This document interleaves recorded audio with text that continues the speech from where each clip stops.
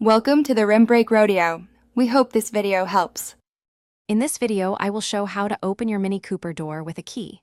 First, locate the small, physical key often hidden inside your remote fob. This key is essential if your remote isn't working, perhaps due to a dead battery in the fob or the car itself.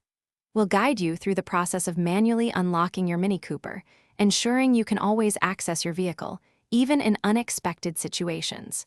It's a simple but crucial skill to know. Once you have the physical key, look closely at your Mini Cooper's door handle. Many models have a small, often concealed, keyhole.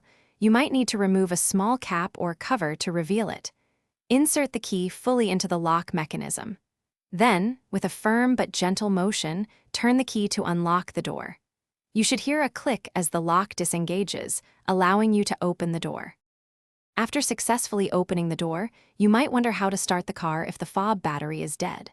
For many Mini Cooper models, you'll need to insert the entire key fob into a designated slot on the dashboard.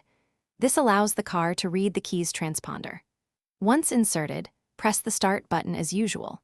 If the car starts, remember to replace your key fob battery at your earliest convenience to avoid future manual unlocking. It's a good practice to replace your key fob battery regularly, typically every 2 to 3 years, to prevent being locked out. Always keep a spare key in a safe and accessible location, perhaps with a trusted friend or family member.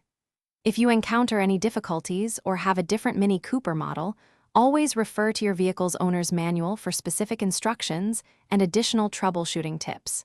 Stay prepared and drive safely. Thanks for watching. Consider subscribing if we helped you.